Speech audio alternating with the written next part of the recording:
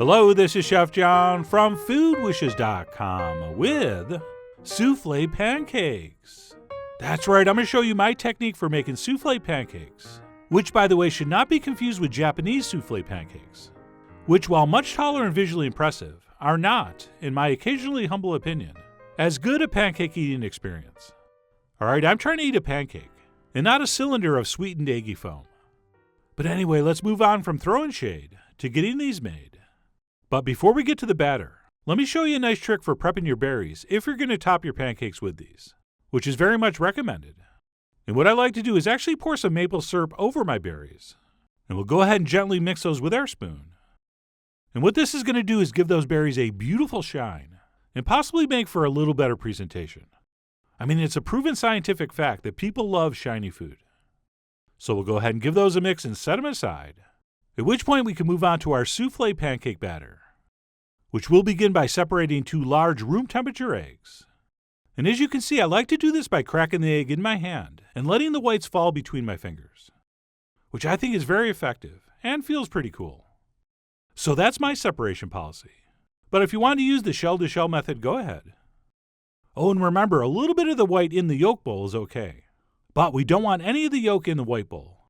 Otherwise, we might have problems whipping those up. And then what we'll do once those are separated is add some white sugar to our yolks. And we'll go ahead and whisk that for about a minute or two until our sugar dissolves and the mixture takes on this beautiful pale yellow appearance. And then once that's been accomplished, we'll go ahead and add a little vanilla extract, the pure and the real, as well as a little bit of milk and a little bit of melted butter. And then we'll give that a quick mix to combine before sifting in some self-rising flour. And by sifting in, I mean just dump it all in. Okay, I'm not a big sifter, and I've never really had an issue. So go ahead and sift it if you want. But I'm just going to go ahead and take the whisk and mix that in. And as usual, if you don't have self-rising flour, I'm going to tell you what to do in the blog post.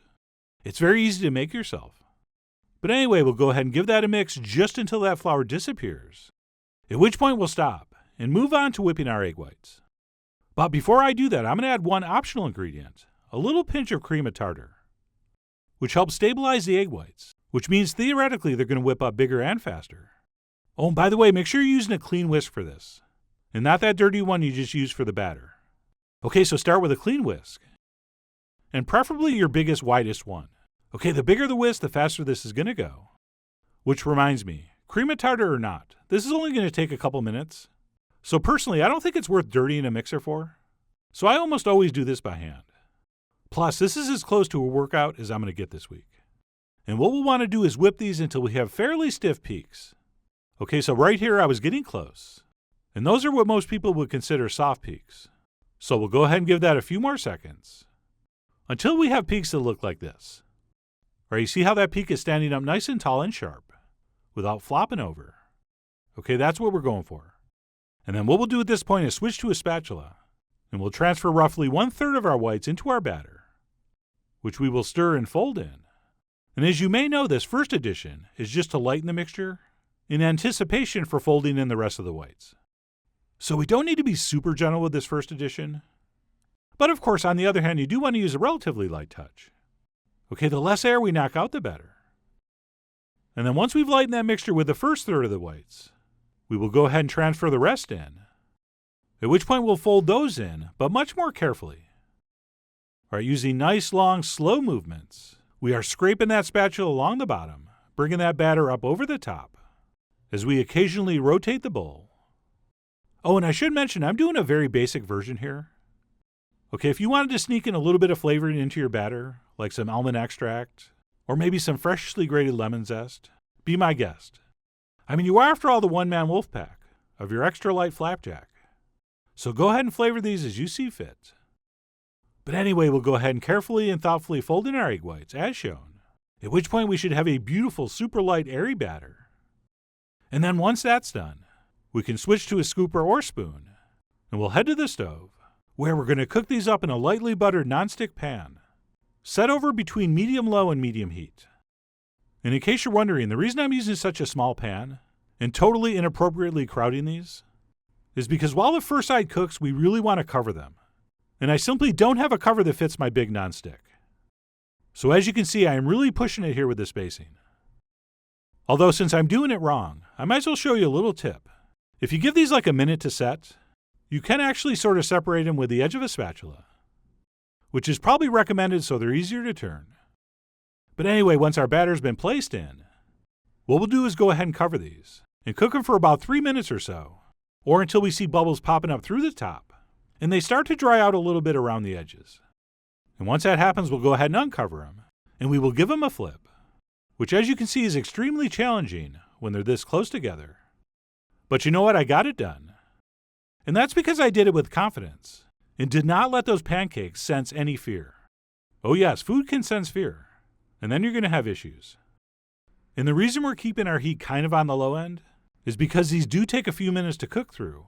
And if our pan gets too hot, we're going to go from golden brown to golden black. So somewhere between medium low and medium should be perfect. And that's it. Once successfully flipped, we'll give that second side another 2 or 3 minutes, at which point we'll pull them from the heat and get them ready to eat, which means transferring those onto a nice warm plate. Right, only a crazy person would put hot pancakes on a cold plate. And if I remember in the blog post, I will tell you my favorite ways to warm those up. And then once plated, we'll go ahead and spoon over our shiny berries, along with that now slightly berry-infused maple syrup, which I really wanted to use more of, but I was trying to be good. Plus, we're going to get all that beautiful juicy sweetness from the berries. And that's it. I finished up with a little bit of powdered sugar, which is completely unnecessary. Although if you are going to take pictures, it does look kind of nice. And that's it. What we're calling soufflé pancakes are done. So let me go ahead and grab a fork and dig in. And what we're attempting to do with this technique is to create the lightest, airiest, most delicate pancake possible that still feels and tastes like a pancake. And I'm very happy to report that's exactly what we have here. Okay, these things really are feather light, yet you still feel like you're eating a good old-fashioned pancake, and not some tall, foamy cylinder that's reminiscent of a pancake. All right, there's nothing wrong with a steam room, but it's just not the same thing as a shower. And yes, that analogy was as bad, as these pancakes were good. And again, as you can hopefully see from this shot, just because we didn't use a mold, and these are not super high, doesn't mean they're not every bit as airy and light. So I really do think with this approach we have the best of both worlds. So whether you're going to do these for a fancy Easter or Mother's Day brunch, or just some weeknight when you feel like doing breakfast for dinner, I really do hope you give these a try soon. So head over to foodwishes.com for all the ingredient amounts and more info as usual. And as always, enjoy.